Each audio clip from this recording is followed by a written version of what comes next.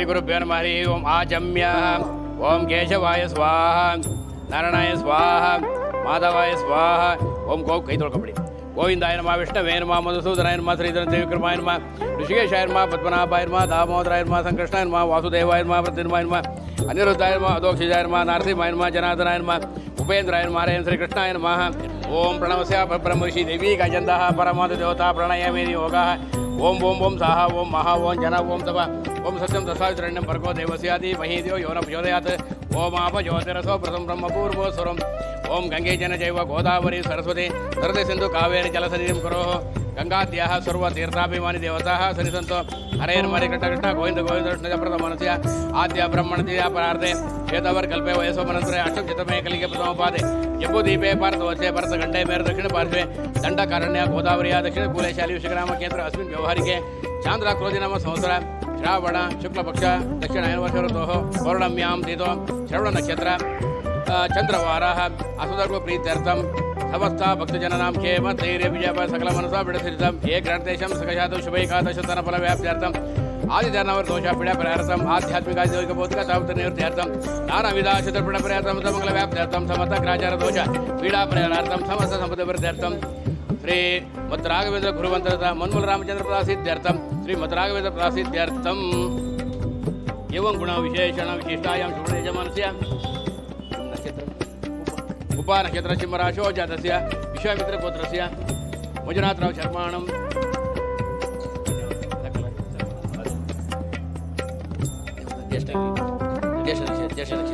ज्येष्ठ नक्षत्र वृश्चिकराशो जातस्य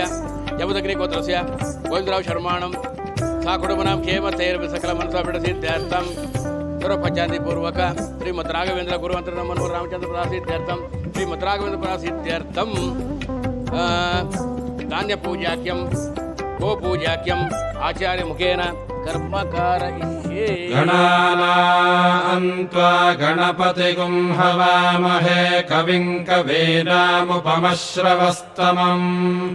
ज्येष्ठराजं ब्रह्मणां ब्रह्मणस्पत आनः शृण्वन्नोतिभिः सेदसादनम् श्रीविघ्नेश्वराय नमः।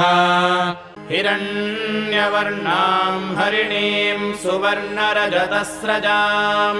चन्द्रां हिरण्मयीं लक्ष्मीं जातवेदो महावः तां महावह जातवेदो लक्ष्मीमनपगामिनीं यस्यां हिरण्यं विन्देयङ्गामस्वं पुरुषानहम् अश्वपूर्वां रथमध्यां हस्तिनादप्रबोधिनीं श्रियं देवीमुपह्वये श्रीर्मा देवी जुषताम् कांसोऽस्मितां हिरण्यप्राकारामार्द्राञ्ज्वलन्तीं तृप्तां तर्पयन्तीं पद्मे स्थितां पद्मवर्णां तामिहोपह्वये श्रियम् चन्द्रां प्रभासां यशसा ज्वलन्तीं श्रियं लोके देवजुष्टामुदाराम् तां पद्मिनीमीं शरणमहं प्रपद्ये लक्ष्मीर्मे नश्यतां वृणे। दामोदराय नमः, संकृष्णाय नमः, वासुदेवाय नमः, प्रद्युम्नाय नमः, अनिरुद्धाय नमः, अधोक्षजाय नमः, नरसिंहाय नमः, जनार्दनाय नमः, उपेन्द्राय नमः, श्रीकृष्णाय नमः। ओम प्रणवस्य ब्रह्मर्षि देवी गाजन्दाः परमाद देवता प्रणयमि ओम ओम ओम सा ओम महा ओम जन ओम तव ओम सत्यं तथावितरण्यं भर्गो देवस्याति महीदेव योन प्रचोदयात्। ओम आप ज्योतिरसो प्रथम ब्रह्मपूर्व स्वरं गंगे जन जैव गोदावरी सरस्वती सिंधु कावेरी जलसनिधिं करो। गंगाद्याः सर्वतीर्थाभिमानी देवताः सन्निधत्तो। हरे नमः कृष्ण कृष्ण गोविंद गोविंद प्रथमस्य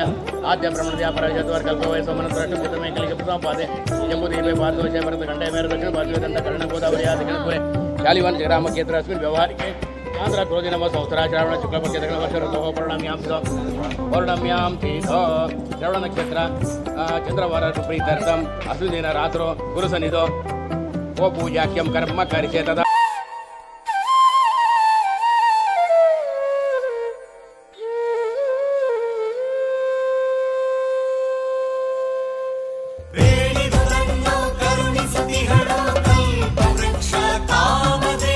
करुणा सिंधु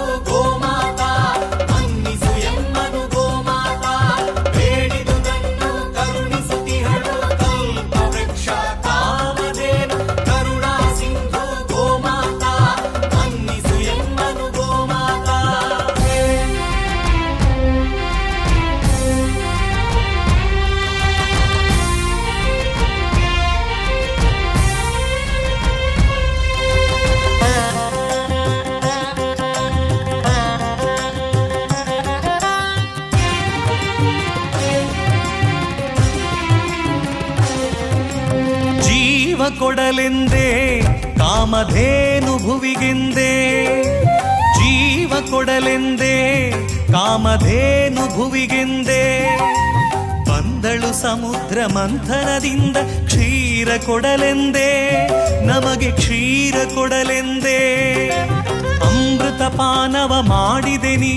ಅವಳಿಗೆ ಶರಣೆಂದೇ ಅಮೃತ ಪಾನವ ಮಾಡಿದೆ ನೀ ಅವಳಿಗೆ ಶರಣೆಂದೇ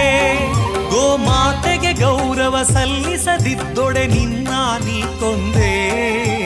ನಿನ್ನ ನೀ ಕೊಂದೆ ನಿನ್ನ ನೀ ಕೊಂದೆ ಜೀವ ಕೊಡಲೆಂದೇ ಕಾಮಧೇನು ಭುವಿಗೆಂದೇ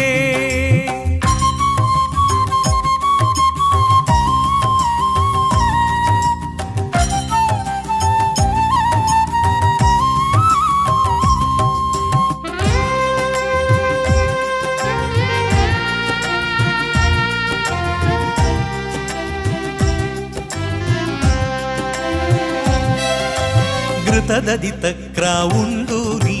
ಗೋವನು ಇರಿಯುವೆಯ ಶಾಂತದಿ ಸುರಿಸುವ ಗೋವಿನ ಕಡಲಿಗೆ ಕೊಡಲಿಯ ಕುಡಿಸುವೆಯ ಘೃತದದಿ ತಕ್ರ ಉಂಡು ನೀ ಗೋವನು ಇರಿಯುವೆಯ ಶಾಂತದಿ ಸುರಿಸುವ ಗೋವಿನ ಕಡಲಿಗೆ ಕೊಡಲಿಯ ಕುಡಿಸುವೆಯ ನಿನ್ನಯ ತಾಯಿ ಗೋವಿದು ಕಾಣೋ ಅದಕ್ಕೂ ಉಸಿರಿದೆಯೋ ನಿನ್ನಯ ತಾಯಿ ಗೋವಿದು ಕಾಣೋ ಅದಕ್ಕೂ ಉಸಿರಿದೆಯೋ ಗೋಮಾತೆಯ ಮಹಿಮೆಯ ಅರಿಯದೆ ನೀನು ವ್ಯಾಘ್ರನಾಗಿಹೆಯೋ ಗೋಮಾತೆಯ ಮಹಿಮೆಯ ಅರಿಯದೆ ನೀನು ವ್ಯಾಘ್ರನಾಗಿಹೆಯೋ ವ್ಯಾಘ್ರನಾಗಿಹೆಯೋ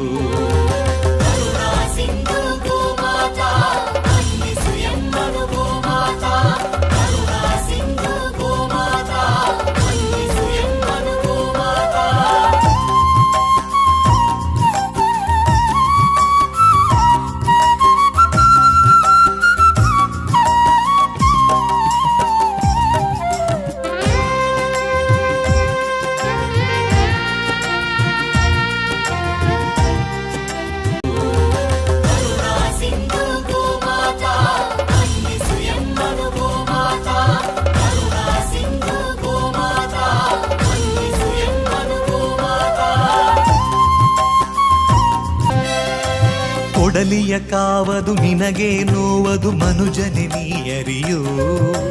ಗೋವಿನ ನೋವದು ಕಣ್ಣೀರ ಶಾಪ ನಿನಗೆ ಉರುಳಿದೆಯೋ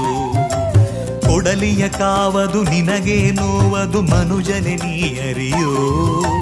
ಗೋವಿನ ನೋವದು ಕಣ್ಣೀರ ಶಾಪ ನಿನಗೆ ಉರುಳಿದೆಯೋ ನೀ ಮಾಡಿದ ಪಾಪ ನಿನ್ನನು ಬಿಡದು ನಿನಗೂ ಸಾವಿಹುದೋ ನೀ ಮಾಡಿದ ಪಾಪ ನಿನ್ನನು ಬಿಡದು ನಿನಗೂ ಸಾವಿಹುದೋ ಗೋಮಾತೆಯ ವಿಶ್ವದಿ ಉಳಿಸುವ ಧರ್ಮವು ಗುರುವಿಂದಾಗಿಹುದೋ ಗೋಮಾತೆಯ ವಿಶ್ವದಿ ಉಳಿಸುವ ಧರ್ಮವು ಗುರುವಿಂದಾಗಿಹುದೋ ಗುರುವಿಂದಾಗಿಹುದು ಜೀವ ಕೊಡಲೆಂದೇ ಕಾಮಧೇನು ಭುವಿಗೆಂದೇ ಜೀವ ಕೊಡಲೆಂದೇ ಕಾಮಧೇನು ಭುವಿಗೆಂದೇ ಬಂದಳು ಸಮುದ್ರ ಮಂಥನದಿಂದ ಕ್ಷೀರ ಕೊಡಲೆಂದೇ ನಮಗೆ ಕ್ಷೀರ ಕೊಡಲೆಂದೇ ಮನ್ನಿಸು ಎಮ್ಮನು ಗೋಮಾತಾ ಮನ್ನಿಸು ಎಮ್ಮನು ಗೋಮಾತಾ ಮನ್ನಿಸು ಎಮ್ಮನು ಗೋಮಾತಾ ಕರುಣಾ ಸಿಂಧು ಗೋಮಾತಾ ಮನ್ನಿಸು ಎಮ್ಮನು ಗೋಮಾತಾ ಮನ್ನಿಸು ಎಮ್ಮನು ಗೋಮಾತಾ ಮನ್ನಿಸು ಎಮ್ಮನು ಗೋಮಾತಾ ಕರುಣಾ ಸಿಂಧು ಗೋಮಾತಾ ಕರುಣಾ ಸಿಂಧು ಗೋಮಾತಾ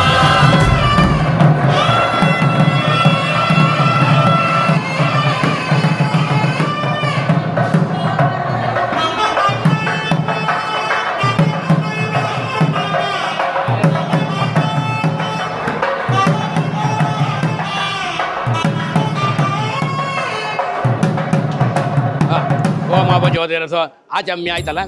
ಆ ಕೇಶವಾಯ ಸ್ವಾಹ ನಾರಾಯಣಾಯ ಸ್ವಾಹ ಮಾಧವಾಯ ಸ್ವಾಹ ಗೋವಿಂದಾಯ ನಮಃ ವಿಷ್ಣುವೇ ನಮಃ ಮಧುಸೂದನಾಯ ನಮಃ ಶ್ರೀಧರಾಯ ನಮಃ ತ್ರಿವಿಕ್ರಮಾಯ ನಮಃ ಋಷಿಕೇಶಾಯ ನಮಃ ಪದ್ಮನಾಭಾಯ ನಮಃ ದಾಮೋದರಾಯ ನಮಃ ಸಂಕೃಷ್ಣಾಯ ನಮಃ ವಾಸುದೇವಾಯ ನಮಃ ವೃದ್ಧಿರ್ಮಾಯ ನಮಃ ನಿರುದ್ಧಾಯ ನಮಃ ದೋಷಾಯ ನಮಃ నరసింహాయ నమ జనార్దనాయ నమ ఉపేంద్రాయ నమ రేద్రకట్టాయ నమ ఓం గంగే జనజైవ గోదావరి సరస్వతి నరసింధు కావేరి జలసన్నిధిం కురోః గంగాద్యాః సర్వతీర్థాభిమాని దేవతాః సన్నిధంతో హరే నమ రేకటకట్న గోవింద గోవింద ప్రథమ మనుష్య ఆద్య బ్రహ్మణద్యా పరార్ధే శ్వేతవర్ కల్ప వయసోమనంతరాష్టం జితమే కలిగే ప్రథమ పాద జంబుదీపే పార్థోషే భరతఖండే మేరు దక్షిణ పార్శ్వే దండకరణ గోదావరి దక్షిణ కులే శాలి గ్రామ క్షేత్ర అస్మిన్ వ్యవహారికే చాంద్ర క్రోధి నమ సంవత్సర ಶ್ರಾವಣ ಶುಕ್ಲ ಪಕ್ಷ ದಕ್ಷಿಣ ವರ್ಷ ಋತೋ ಪೌರ್ಣಮಿ ಯಾಂ ತಿಥೋ ಶ್ರವಣ ನಕ್ಷತ್ರ ಚಂದ್ರವಾರ ಅಸುದಾದಿಗಳು ಮನದತ್ವಗಳ ಪ್ರೀತ್ಯರ್ಥಂ ಅಸ್ಮಿನ್ ದಿನ ರಾತ್ರೋ ಅಸ್ಮಿನ್ ದಿನ ನಿಶಿಕಾಲೆ ಗುರು ಸನ್ನಿಧೋ ಧಾನ್ಯ ಪೂಜಾಕ್ಯಂ ಆಚಾರ್ಯ ಮುಖೇನ ಕರ್ಮ ಕರಿಷ್ಯೇ ಒಂದು ಅಕ್ಷತೆ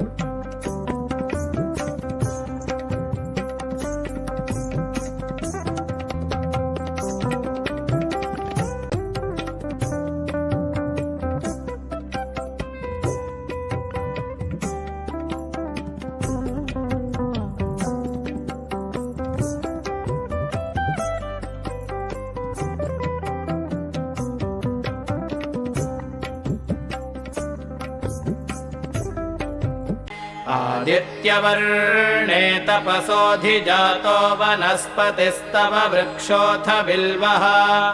तस्य फलानि तपसानुदन्तु मायान्तरायाश्च बाह्या लक्ष्मीः उपैतु मां देव सखः कीर्तिश्च मणिना सह प्रादुर्भूतोऽस्मि राष्ट्रेऽस्मिन् कीर्तिमृद्धिं ददातु मे क्षुत्पिपासामलां ज्येष्ठामलक्ष्मीन्नाशयाम्यहम् अभूतिमसमृद्धिं च सर्वान्निर्नुद मे गृहात् गन्धद्वारान्दुराधर्षान् नित्यपुष्टाङ्गरीषिणीम् ईश्वरीं सर्वभूतानां तामिहोपह्वये श्रियम् मनसः काममाकूतिं वाचः सत्यमशीमहि पशूनां रूपमन्नस्य मयि श्रीश्रयतां यशाः कर्दमेन प्रजा भूता मयि सम्भव कर्दमा श्रियं वासय मे कुले मातरं पद्ममालिनीम् आपसृजन्तु स्निग्धानि चिक्लीतपस मे गृहे निज देवीं मातरं श्रियं वासय मे कुले आर्द्रां पुष्करिणीं पुष्टिं पिङ्गलां पद्ममालिनीं चन्द्रां हिरण्मयीं लक्ष्मीं जातवेदो महावः आर्द्रां यः करिणी यष्टिं सुवर्णां हेममालिनीं सूर्यां हिरण्मयीं लक्ष्मीं जातवेदो महावः तां महावः जातवेदो लक्ष्मीमनपगामिनीं यस्यां हिरण्यं प्रभूतं गावो दास्योऽश्वान् विन्देयं पुरुषानहम् यः शुचिः प्रयतो भूत्वा जुहुयादाज्यमन्वहम् सूक्तं पञ्चदशर्चं च श्रीकामः सततं जपेत् पद्मानने पद्मऊरु पद्माक्षि पद्मसम्भवे तन्मे भजसि पद्माक्षि येन सौख्यं लभाम्यहम् अश्वदायी गोदायी धनदायी महाधने धनं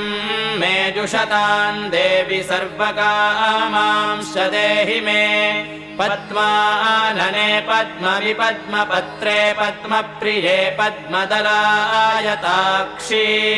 विश्वप्रिये विष्णुमनोनुकूले त्वत्पादपद्मं मयि सन्निधत्स्व पुत्रपौत्रधनं धान्यं हस्त्यश्वादिगवेरथम् प्रजानां भवसि माता आयुष्मन्तं करोतु मे धनमग्निर्धनं वायुर्धनं सूर्यो धनं वसुः धनमिन्द्रो बृहस्पतिर्वरुणं धनमस्तु ते वैनतेयसोमं पिबतु वृत्रः सोमद्धनस्य सोमिनो मह्यं ददातु सोमिनाः न क्रोधो न च मात्सर्यं न लोभो नाशुभं महामतिः भवन्ति कृतपुण्यानां भक्तानां श्रीसूक्तं जपेत् सरसिजनिलये सरोजहस्ते धवलतरां शुकगन्धमाल्यशोभे भगवति हरिवल्लभे मनोज्ञे त्रिभुवनभूतिकरिप्रसीद मह्यम् विष्णुपत्नीं क्षमां देवीं माधवीं माधवप्रियाम् लक्ष्मीं प्रियसखीं देवीं नमाम्यच्युतवल्लभाम् महालक्ष्म्यै च विद्महे विष्णुपत्न्यै च धीमहि तन्नो लक्ष्मीः प्रचोदयात् आनन्दः कर्दमः श्रीदश्चिक्लीत इति विश्रुताः ऋषयः श्रियः पुत्राश्च श्रीर्देवीर्देवतामताः ऋणरोगादिदारिद्र्यं पापक्षुदपमृत्यवः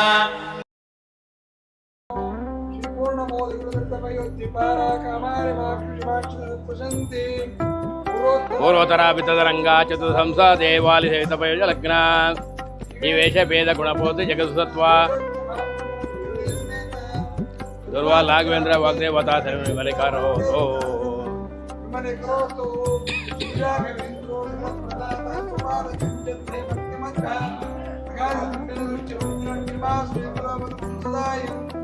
श्री राघवेंद्र पादकंज निशवणालाब्ध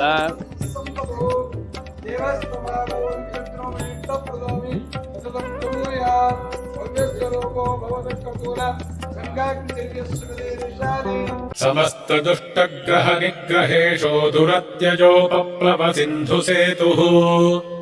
निरस्तदोषो निरवद्यवेशः प्रत्यर्थिमूकत्वनिदानभाषः विद्वत्परिज्ञेय महाविशेषो वाग्वैखरी निर्जितभव्यशेषः सन्तानसम्पत्परिशुद्धभक्तिविज्ञानवाग्देहसुपाटवादीन् दत्त्वा शरीरोत्थ समस्तदोषान् हत्वा सनोव्याद्गुरुराघवेन्द्रः यत्पादोदकसञ्चयः सुरनदीमुख्यापगासादिता सङ्ख्यानुत्तमपुण्यसङ्घविलसत्प्रख्यातपुण्यावहः दुस्तापत्रयनाशनो भुवि महावन्ध्यासु पुत्रप्रदो व्यङ्गस्वङ्गसमृद्धितो ग्रहमहापापापहस्तम् श्रये यत्पादकञ्जरजसा परिभूषिताङ्गा यत्पादपद्ममधुपायितमानसाजे यत्पादपद्मपरिकीर्तनजीर्णवाचस्तद्दर्शनम् दुरितकाननदावभूतम् सर्वतन्त्रस्वतन्त्रोऽसौ श्रीमध्वमदवर्धनः विजयीन्द्रकराब्जोत्थसुधीन्द्रवरपुत्रकः श्रीराघवेन्द्रो यतिराड्गुरुर्मे स्याद्भजापहः ज्ञानभक्तिसुपुत्रायुर्यशः श्रीपुण्यवर्धनः प्रतिवादिजगस्वान्तभेदचिह्नादरो गुरुः सर्वविद्याप्रवीणोऽन्यो राघवेन्द्रान्न विद्यते अपरोक्षीकृतः श्रीशः समुपेक्षितभावजः अपेक्षितप्रदातान्यो राघवेन्द्रान्न विद्यते दजादाक्षिण्यवैराग्यवाक्पाटवमुखाङ्कितः शापानुग्रहशक्तोऽन्यो राघवेन्द्रान्न विद्यते अज्ञानविस्मृतिभ्रान्तिसंशयापस्मृतिक्षयाः तन्द्राकम्पवचः कौण्ठ्यमुखाये चेन्द्रियोद्भवाः दोषास्ते नाशमायान्ति राघवेन्द्रप्रसादतः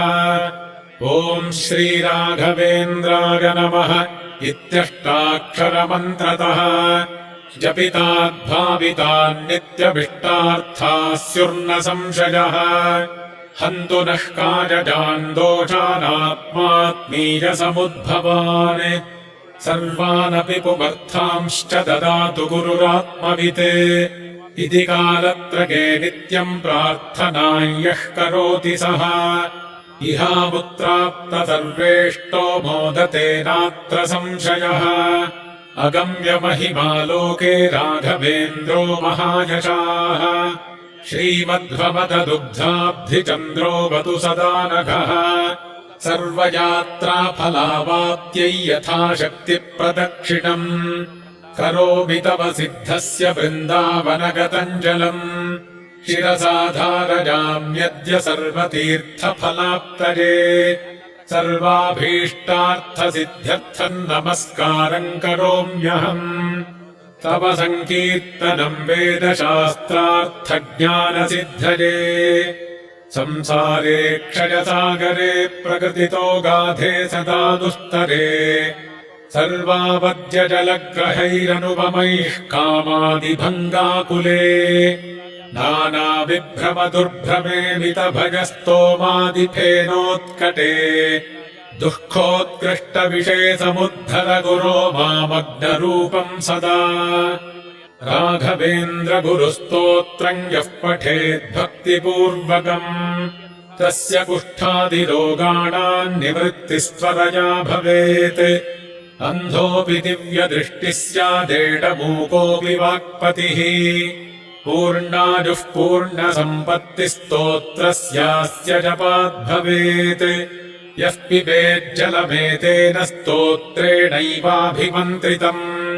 तस्य कुक्षिगता दोषाः सर्वे नश्यन्ति तत्क्षणात्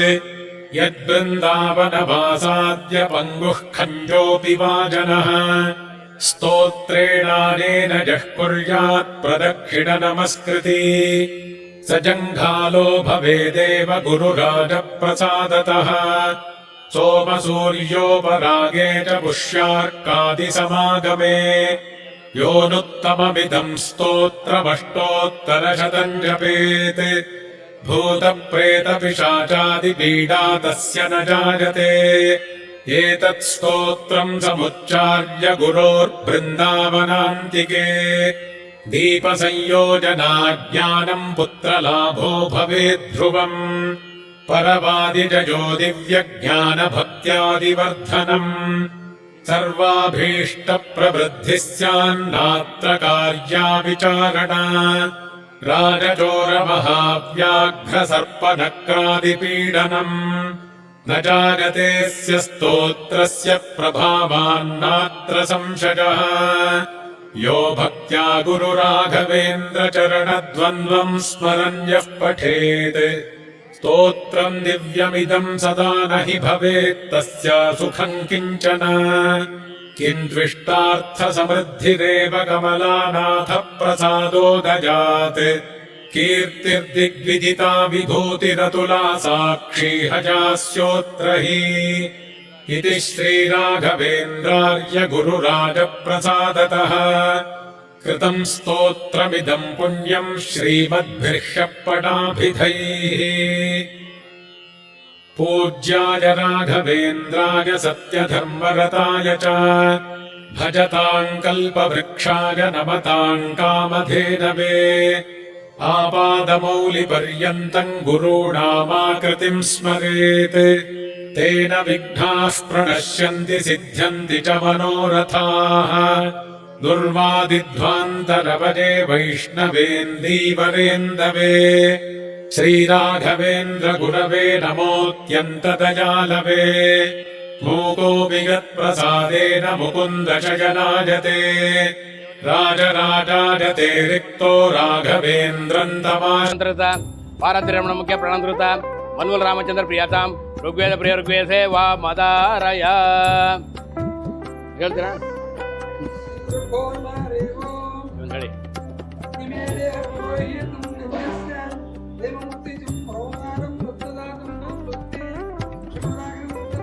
ದೇವದೇವತಮ ದೇವತಾ ಸರ್ವಮಗಿಲಾಂಡ ಗುಣ ಬ್ರಹ್ಮಣ ನಾಯಕ ಶ್ರೀಮದ್ ರಾಘವೇಂದ್ರ ತೀರ್ಥ ಗುರುವಂತೃತ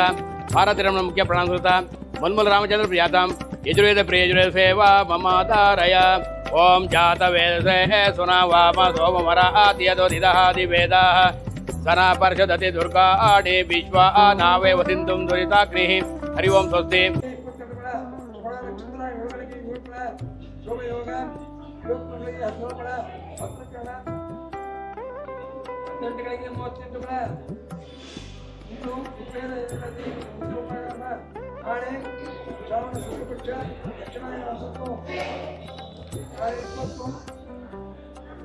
ನಾಳೆ ಮಂಗಳವಾರ ಹೊಂಟುಬಿಡ ಧನಿಷ್ಠ ನಕ್ಷತ್ರ ರಾಕೆಟ್ಗಾಗಿ ಹದಿನಾರು ಬಾಲಕರಣ ನಾಳೆ ಶ್ರೀ ಶುಭವಾದನ ನಾಳೆ ಪಂಚಾಂಗ ಮತ್ತು ಅಲಂಕಾರ ಸೇವಾ ಹಸ್ತೋಪಕ ಸೇವಾ ಆಗಮಿಸಿ ಶ್ರೀ ಗುರುರಾಜ ಆಗಿದೆ.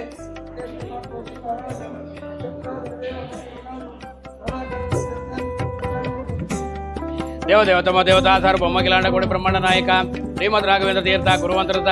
ಭಾರತರಮಣಕ್ಕೆ ಪ್ರಣದೃತ ಮನ್ಮೂಲ ರಾಮಚಂದ್ರ ಪ್ರಿಯತಾಂ ಸ್ತೋತ್ರ ಪ್ರಿಯ ಸ್ತೋತ್ರ ಸೇವಾ ಮಮಾದಾರಯ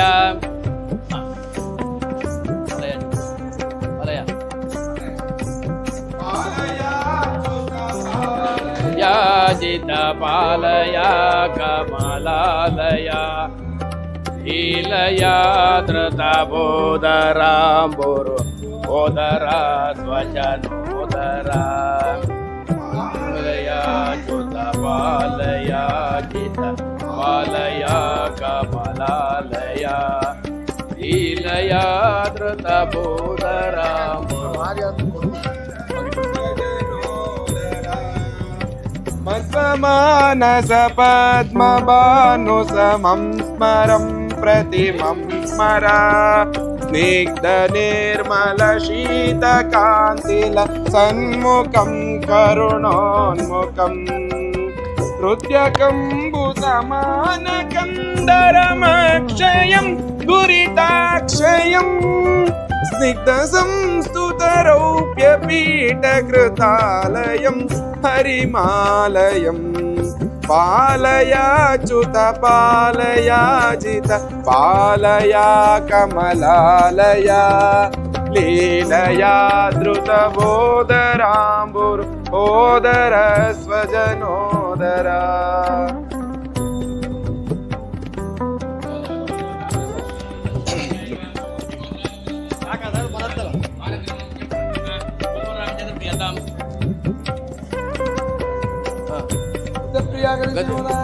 ಗದ್ದೆ ಸೇವಾ ಪ್ರಿಯ ಗದ್ದೆ ಸೇವಾ ಮಮಾದಾರಯ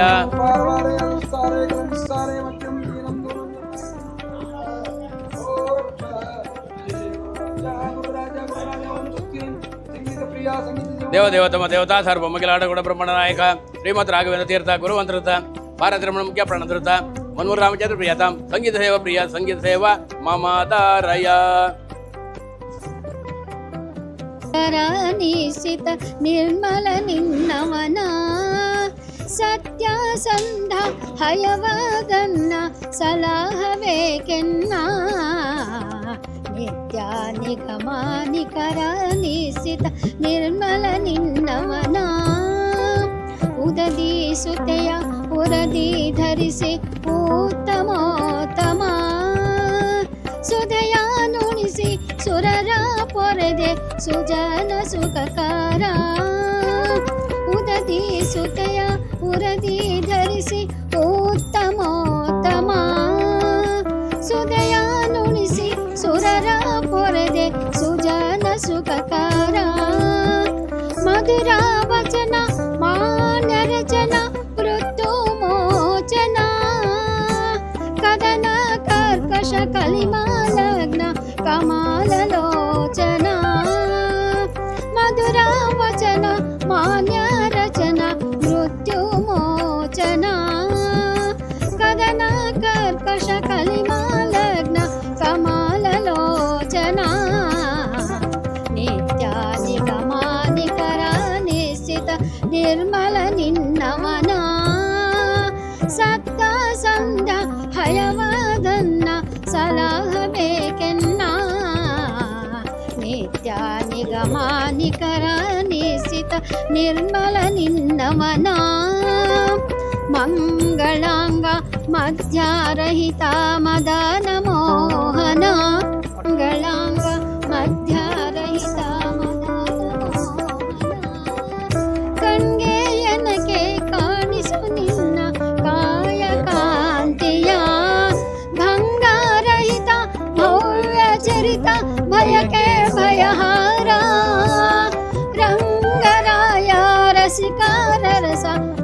ರಕ್ಷಿಸಬೇಕೆನ್ನ ರಂಗರಾಯ ರಸಿಕಾರರಸ ರಕ್ಷಿಸಬೇಕೆನ್ನ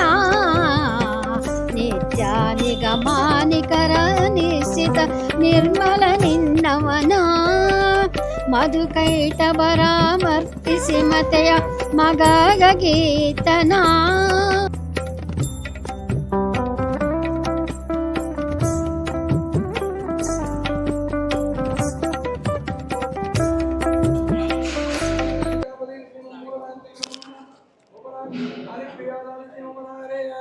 ತೂಗಿರೆ ರಾಯರ ತೂಗಿರೆ ಗುರುಗಳ ತೂಗಿರೆ ಯತಿಕುಲ ತಿಲಕಾರ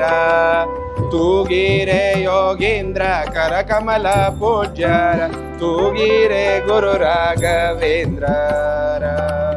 ಕುಂದಾಣಮಯವಾದ ಚಂದದ ತೊಟ್ಟಿಲೊಳ್ ಆನಂದದಿ ಮಲಗ್ಯಾರ ತೂಗಿರೆ ನಂದನ ಕಂದ ಗೋವಿಂದ ಮುಕುಂದನ ಚಂದದಿ ಭಜಿಪಾರ ತೂಗಿರೆ ತೂಗಿರೆ ರಾಯರ ತೂಗಿರೆ ಗುರುಗಳ ತೂಗಿರೆ ಯತಿಕುಲ ತಿಲಕಾರ ತೂಗಿರೆ ಯೋಗೀಂದ್ರ ಕರಕಮಲ ಪೂಜ್ಯರ ತೂಗಿರೆ ಗುರು ರಾಘವೇಂದ್ರರ ಯೋಗ ನಿದ್ರೆಯನ್ನು ಬೇಗನೆ ಮಾಡುವ ಯೋಗೀಶ ವಂದ್ಯರ ತೂಗಿರೆ ಯೋಗೀಶ ನನ್ನ ಪಾದ ಯೋಗದಿ ಧ್ಯಾನೀಪ ಭಾಗವತರನ್ನ ತೂಗಿರೆ ತೂಗಿರೆ ರಾಯರ ತೂಗಿರೆ ಗುರುಗಳ ತೂಗಿರೆ ಯತಿಕುಲ ತಿಲಕಾರ ತೂಗಿರೆ ಯೋಗೀಂದ್ರ ಕರಕಮಲ ಪೂಜ್ಯರ ತೂಗಿರೆ ಗುರು ರಾಘವೇಂದ್ರ ಭಜಕ ಜನರು ತಮ್ಮ ಭಜನೆಯ ಮಾಡಲು ನಿಜಗತಿ ಇಬ್ಬರ ತೂಗಿರೆ ನಿಜ ಗುರು ಜಗನ್ನಾಥ ವಿಠಲನ ಪಾದ ಸ್ಮರಣೆಯ ಮಾಡ್ಪಾರ ತೂಗಿರೆ ತೂಗಿರೆ ರಾಯರ ತೂಗಿರೆ ಗುರುಗಳ ತೂಗಿರೆ ಯತಿಕುಲ ತಿಲಕಾರ ತೂಗಿರೆ ಯೋಗೀಂದ್ರ ಕರಕಮಲ ಪೂಜ್ಯರ ತೂಗಿರೆ ಗುರು ರಾಘವೇಂದ್ರರ ತೂಗಿರೆ ಯತಿ ರಾಘವೇಂದ್ರ ಗುರು ರಾಘವೇಂದ್ರ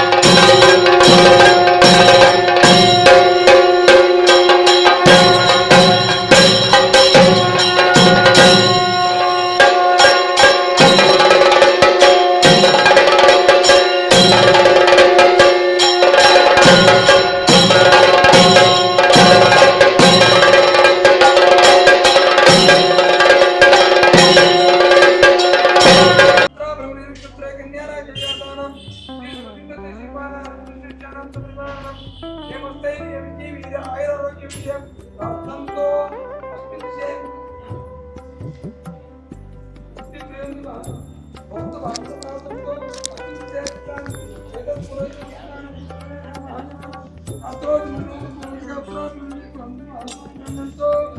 ಅರಾಧ ವೇದಾಂತಾನಂ ಮಾಂಸಾನ ಗೃಹಂತೋ ಋತುಸಾರಮಯಂ ವಾಣಕಮಯಂ ವೇಂತು ಮಾಂಸಾನ ಗೃಹಂತೋ ಅಸ್ಮಿನ್ ದಿಶೆ ಸೇವಾಕೃತಾನ್ ಮಾನ ಸೇವಾಕೃತಾನ್ ನಾನಾದನಂ ವಿಶೇಷಾಂತ ಕುಟುಂಬಕ್ಷೇಮಸ್ತೆ ಐರಾರೋಗ್ಯ ಪ್ರಾರ್ಥಿತೋ ಸರ್ವೇ ಜನಾತ್ಮಿನೋ ಭವಂತೋ ತಥಾಸ್ತು ತಥಾಸ್ತು. ಶ್ರೀರಮಣ ಸರ್ವೇಶ ಸರ್ವಗ ಸಾರಭೂತ ಸ್ವತಂತ್ರ ಸರ್ವದ ಪರಮಹಿಮೋದಾರ ಸದ್ಗುಣ ಪೂರ್ಣಗಂಭೀರ ಸಾರಿದವರಘ ದೂರ ಗೈಸಿ ಸೂರಿ ಜನರಿಗೆ ಸೌಖ್ಯ ನೀಡುವ ಧೀರ ವೆಂಕಟರಮಣ ಕರುಣದಿ ಪೊರೆಯೊ ನೀಯನ್ನ ಪೊರೆಯೊ ನೀಯನ್ನ. ನನ್ನ ಮಹಿಮಾಪನ್ನ ಪಾಲಕ ನಿನ್ನ ಹೊರತಿನ್ನನ್ಯ ದೇವರ ಮನದಲ್ಲಿ ನಾನೆನೆಸೆನೆಂದಿಗೂ ಬನ್ನಬಡಿಸದಿರು. ಎನ್ನ ಪಾಲಕ ನೀನೆ ಇರುತ್ತೀರೆ ಇನ್ನು ಭವ ಭಯವೇಕೆ ಎನಗೆ ಚನ್ನ ವೆಂಕಟರಮಣ ಕರುಣದಿ ಪೊರೆಯೊ ನೀಯನ್ನ ಪೊರೆಯೊ ನೀಯನ್ನ. ಲಕುಮಿ ಬೊಮ್ಮ ಭವಾಮರೇಶರು ಭಕುತಿ ಪೂರ್ವಕ ನಿನ್ನ ಭಜಿಸಿ ಸಕಲ ಲೋಕಕ್ಕೆ ನಾಥನೆನಿಪರು ಸರ್ವಕಾಲದಲ್ಲಿ. ನಿಖಿಳ ಜೀವರ ಪೊರೆವ ದೇವನೆ ಭಕುತಿ ನೀಯನಗೀಯದಿರಲು ವ್ಯಕುತವಾಗ್ಯಪ ಕೀರ್ತಿ ಬಪ್ಪುದೋ ಶ್ರೀನಿಕೇತನನೇ ಶ್ರೀನಿಕೇತನನೇ. ಯಾಕೆ ಪುಟ್ಟದು ಕರುಣ ಎನ್ನೊಳು ಸಾಕಲಾರೆಯ ನಿನ್ನ ಶರಣನ ನುಗ್ಗಿಬಿಟ್ಟರೆ ನಿನಗೆ ಲೋಕದಿ ಖ್ಯಾತಿ ಬಪ್ಪುವುದೇ. ಲೋಕನೀಯನೆ ನೀನೆ ಎನ್ನನು ಜೋಗ್ಯ ಎಂದಲಿ ಕಾಯೋ ಬಿಡದೆ ಏಕದೇವನು ನೀನೇ ವೆಂಕಟ ಶೇಷಗಿರಿವಾಸ ಶೇಷಗಿರಿವಾಸ.